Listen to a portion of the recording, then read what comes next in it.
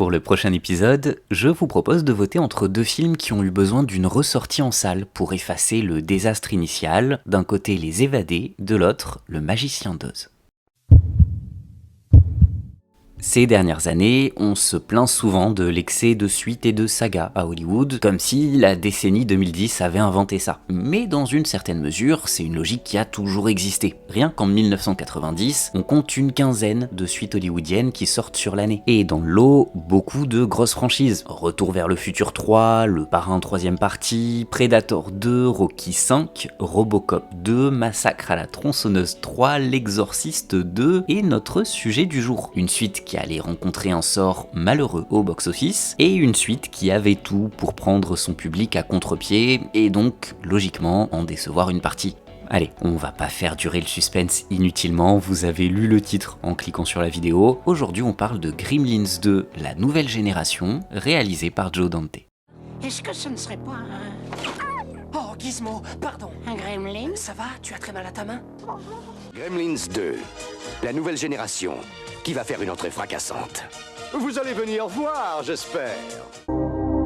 Dès le triomphe de Gremlins en 1984, la Warner veut absolument une suite. Et on peut les comprendre. Pour rappel, le film a coûté 11 millions de dollars et il en a rapporté environ 213 millions. C'est un succès qui devient quasi instantanément culte. Bref, n'importe quel studio aurait rêvé de mettre une suite en chantier le plus vite possible. Sans oublier Gizmo, cette adorable petite peluche qui a de quoi garantir de nombreuses ventes de jouets et autres produits dérivés. Donc logiquement, à peine une semaine après la sortie en salle du premier film, Joe Dante se voit proposer une suite pour surfer sur l'immense succès de ces Gremlins. Mais de son côté, le réalisateur n'est pas convaincu. Son film a eu droit à une belle conclusion, il ne voit pas l'intérêt de continuer l'aventure, et puis il a déjà deux projets en cours auxquels il se consacre coup sur coup, Explorer et L'aventure intérieure. Idem pour le scénariste Chris Columbus qui va enchaîner avec Les Goonies et qui va rapidement faire ses débuts en tant que réalisateur en 1987 avec Nuit de folie.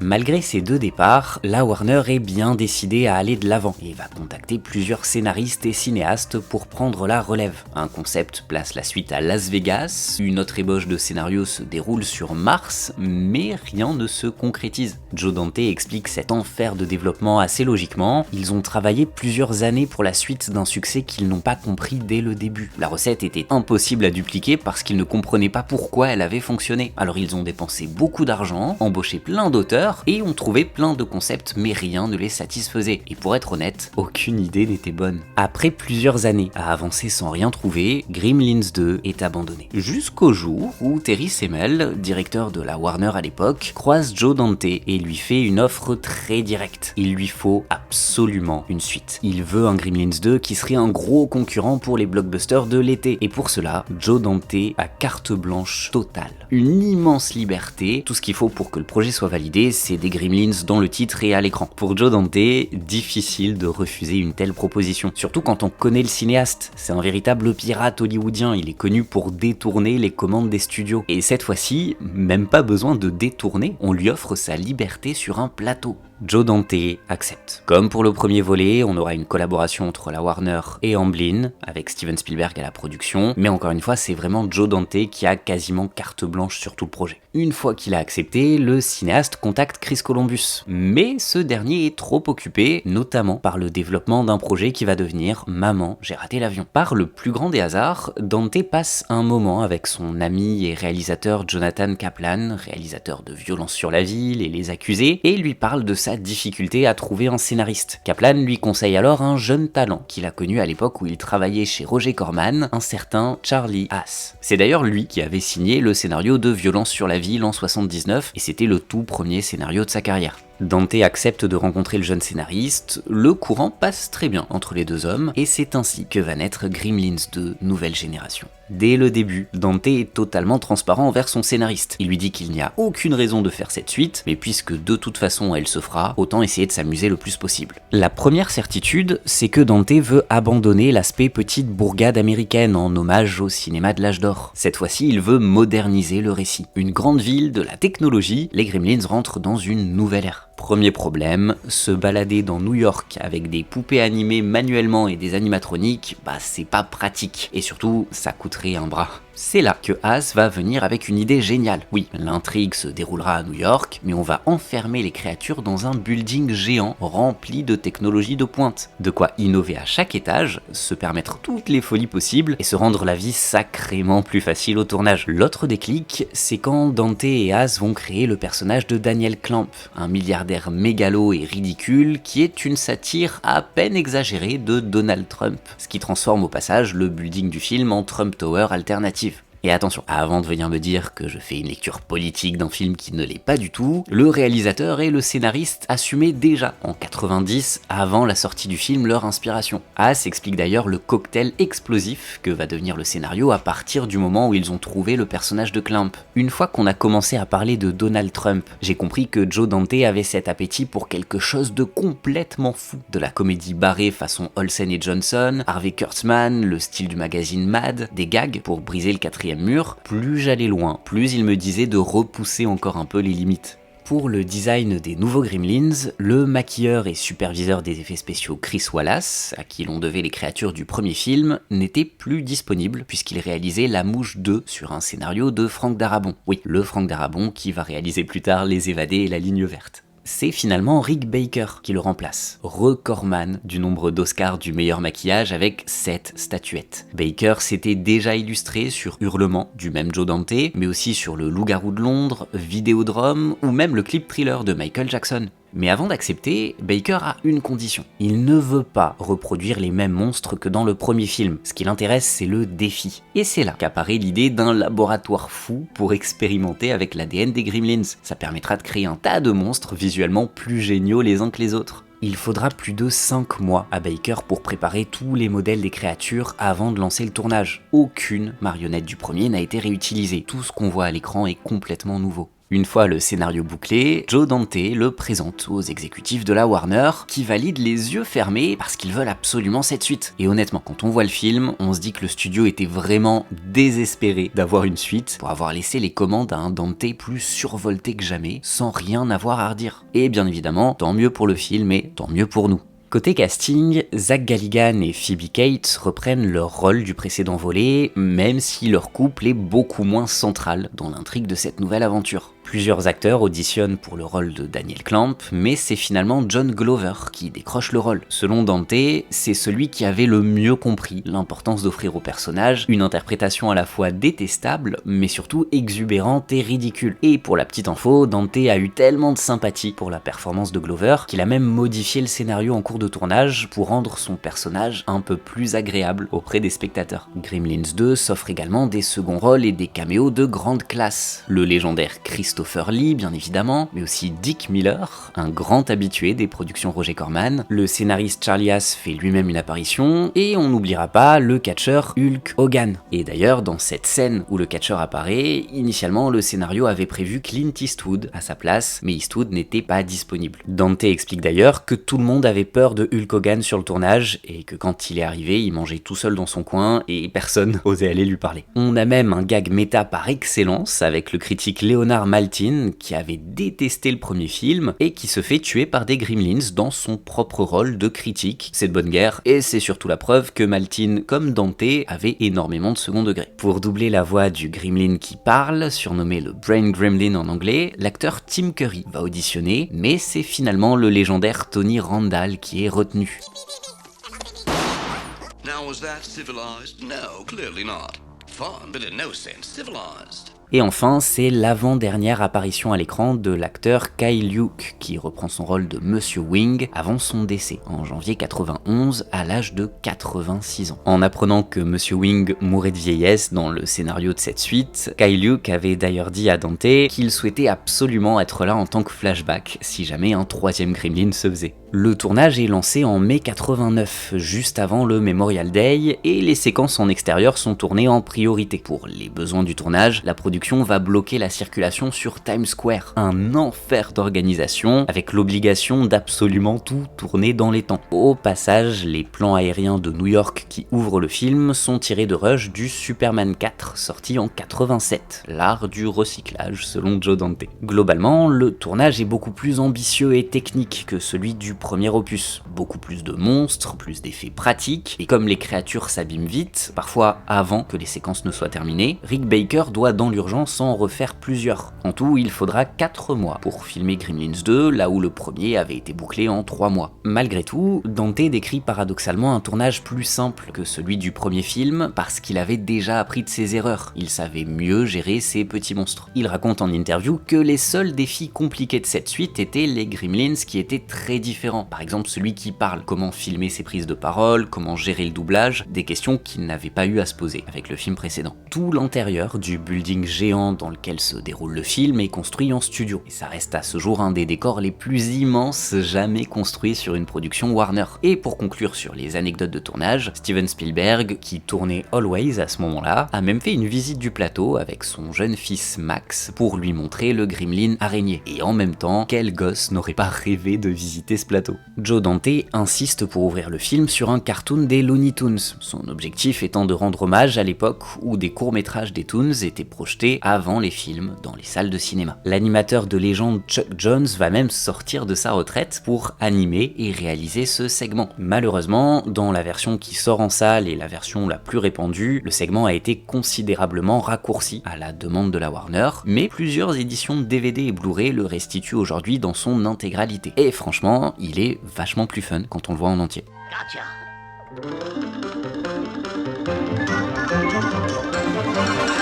Une fois le tournage achevé en septembre, un long travail de post-production commence, avec pour objectif de sortir le film au mois de juin 1990. Lorsque Dante présente un premier montage au studio, on lui demande simplement de raccourcir l'exposition pour rentrer plus vite dans le vif du sujet. Un changement qu'il va accepter sans même chercher à débattre, d'autant qu'au-delà des pontes de la Warner, même Spielberg était d'accord sur le besoin de raccourcir l'introduction. La sortie est fixée au 7 juin, l'idée étant de profiter de ce mois avant l'arrivée des gros blockbusters d'été. Mais à la toute dernière minute, la Warner informe Dante que Gremlins 2 sortira le 15 juin, le même jour que l'adaptation du comics Dick Tracy par Warren Beatty. Officiellement, les retours des projections test étaient si positifs que le studio pariait sur un succès colossal pour éteindre la concurrence. Officieusement, Dante expliquera que la Warner avait peur que Dick Tracy, produit par Touchstone Pictures, donc par Disney, ne batte le record de démarrage du Batman de Tim Burton, qui était sorti l'année précédente, et ne devienne au passage le plus gros succès historique pour une adaptation de comics. Et dans cette volonté un petit peu mégalo de préserver un record, la Warner va prendre une très mauvaise décision. Gremlins 2 coûtait 50 millions de dollars hors frais de marketing. C'est largement plus que les 11 millions de dollars du premier opus. Le film de Dante va récolter 9 millions sur son premier week-end aux États-Unis. Face à lui, Dick Tracy rapporte 22,5 millions. Et au final, la production Touchstone va passer les 100 millions de dollars aux États-Unis pour un budget de 46 millions. Alors que de son côté, Gremlins 2 arrêtera sa course américaine avec à peine 41 millions de dollars de recettes. C'est presque 4 fois moins que le score du premier opus. Et pourtant, l'accueil critique est positif. D'après le réalisateur, il a même été mieux accueilli que le premier volet. Mais ce qui a manqué, c'est le grand public. Trop occupé par la concurrence, perturbé par le report de dernière minute, perdu par un marketing confus, surtout perdu par un film complètement fou. La comédie méta, les films qui brisent le quatrième mur, ce ton méchant et satirique, c'était clairement pas aussi fréquent en 90 qu'en 2026. En réalité, les raisons probables de cet échec sont nombreuses. Dante affirme de son côté que la suite est arrivée trop tard, que plus personne n'attendait un Gremlins 2 6 ans plus tard, mais j'avoue que je suis un petit peu sceptique sur ce dernier point, même si ça a pu avoir une certaine influence. Ça nous laisse quand même sur la traditionnelle question, Gremlins 2, qu'est-ce que ça vaut? Comme on le disait, cette suite se déroule à New York. À la mort de Monsieur Wing, Gizmo se retrouve prisonnier dans un labo laissé entre les mains de scientifiques fous. Par un pur hasard, ce laboratoire se trouve dans l'immense tour Clamp, un gigantesque complexe technologique, médiatique, commercial et touristique dans lequel travaillent Billy et Kate qui ont quitté leur petite bourgade de Kingston Falls. Loin de l'aspect film de Noël, féerique, rempli de nostalgie qui caractérise caractérisé le premier opus, cette suite est amère et méchante. C'est une suite qui s'oppose à son modèle, à l'image des Gremlins face à Gizmo. Elle est dérivée du premier, mais en rejette toute la douceur et la bienveillance pour n'en garder que la folie punk et agressive. On le disait dès l'origine du projet, Joe Dante trouvait l'idée même de faire une suite inutile. Et il le fait savoir, en construisant un film moqueur, désabusé, qui va taper sans se retenir sur la Warner, sur la supercherie du rêve américain, sur le modèle capitaliste, bref, il va taper sur beaucoup de choses. Dès le début du récit, on perçoit ce cynisme ambiant. Lorsque Forster, l'homme à tout faire de Clamp, se retrouve face à Monsieur Wing, le vieil homme tente de le faire raisonner sur la folie de cette course à la propriété et au rendement. Mais la réponse de Forster est un condensé de mépris, de bêtises et clairement de racisme. It's very charming. Confucius or Bruce Lee?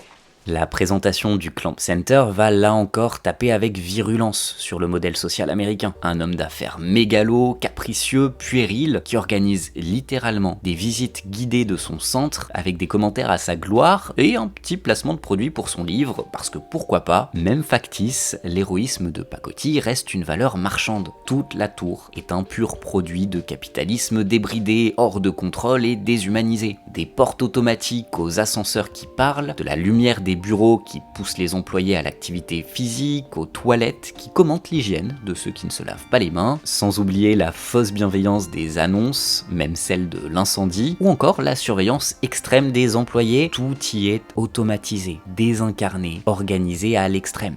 That's an unauthorized break period, my friend. You don't work here anymore.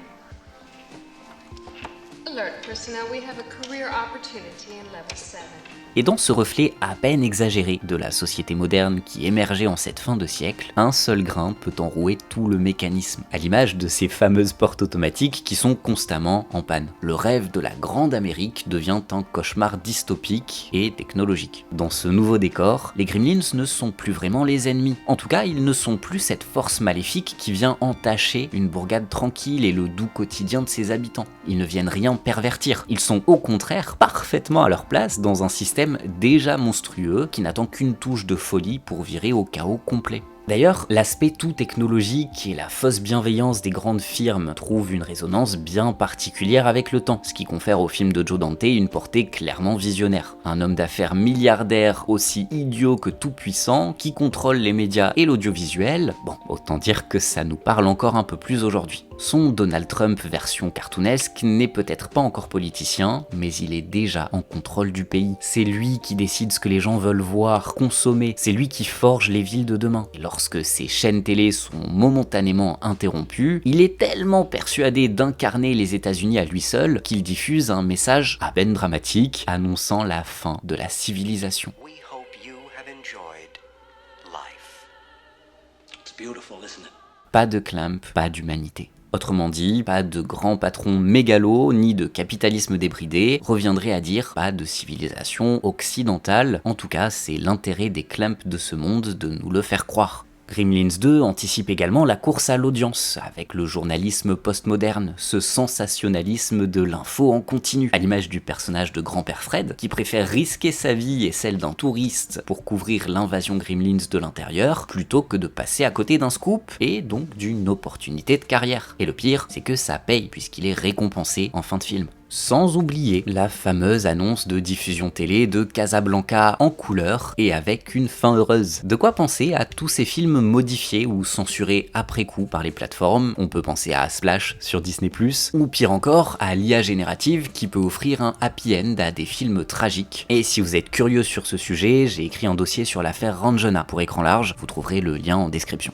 Au-delà de son propos résolument politique et de son ton punk, Gremlins 2 permet également à Joe Dante de se moquer allègrement de l'industrie hollywoodienne. Clamp y incarne une sorte de patron de studio. Après tout, on l'a dit, c'est lui qui décide ce que les gens veulent ou ne veulent pas voir. C'est lui par exemple qui décide tout seul que plus personne ne veut voir de cinéma en noir et blanc. C'est lui qui impose la grille de films d'horreur médiocres diffusés dans l'émission de Grand-Père Fred, et c'est encore lui, lorsqu'il découvre Gizmo en toute fin de film, qui se lance immédiatement immédiatement dans un grand discours sur le merchandising et les peluches dérivées qu'il prévoit de faire grâce au Mogwai. Dante pousse la critique méta jusqu'à mettre en scène un Gremlin qui se tatoue carrément le logo du studio Warner sur le torse. Les Gremlins vont également reproduire le logo de Batman, et c'est d'autant plus ironique quand on sait que c'est pour sauver le record de cette franchise que Gremlins 2 va aller au clash box-office. Et au beau milieu de ce chaos total, alors qu'il délaisse complètement les héros du premier film et fait même passer Gizmo au second plan, le cinéaste s'amuse à créer un patchwork absurde et cruel. Ce qui l'intéresse réellement, c'est d'enchaîner les scénettes avec ces monstres, jouer sur plusieurs registres, enchaîner les références aux classiques qui ont forgé sa cinéphilie.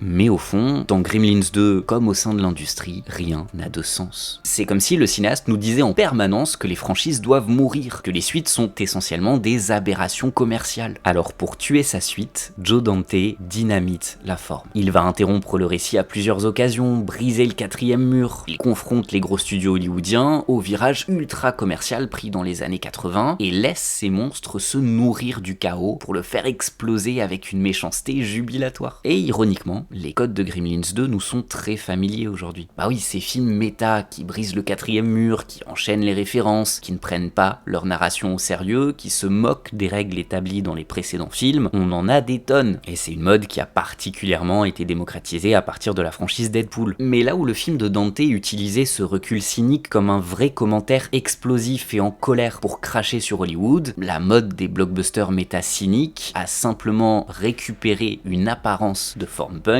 pour la lisser et en faire un simple modèle commercial paresseux et sans âme. Et encore une fois, oui, c'est à toi que je pense Deadpool.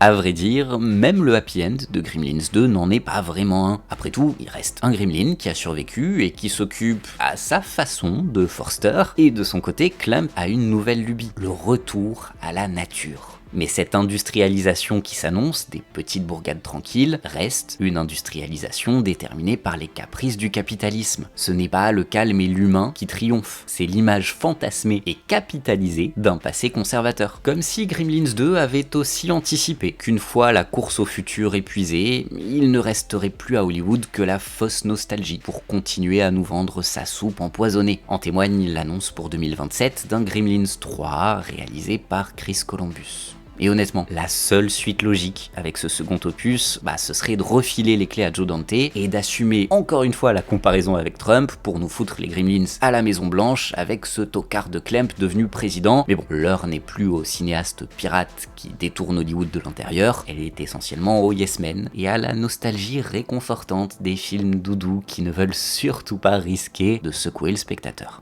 Quoi qu'il en soit, j'adore Gremlins 2. Je pense que je l'aime tout autant que le premier. Les deux sont tellement différents qu'ils offrent des expériences uniques et assez incroyables. Ici, que ce soit le Gremlin qui parle, la séquence de comédie musicale, le Gizmo Rambo, les séquences cultes s'enchaînent et le plaisir de sale gosse aura rarement été aussi communicatif. D'un côté, je comprends pourquoi le public a été déstabilisé face à cet étrange objet, mais c'est encore plus facile de comprendre pourquoi Gremlins 2 est devenu indiscutablement culte avec le temps. Merci à tous d'avoir regardé cette vidéo jusqu'au bout. N'oubliez pas que vous pouvez voter en commentaire pour le prochain épisode de Flopbuster. N'oubliez pas également de vous abonner, d'activer la cloche pour être vraiment prévenu de toutes les vidéos qui sortent. Vous pouvez me soutenir sur YouTube, sur Tipeee, et on se dit à très vite pour de nouvelles vidéos.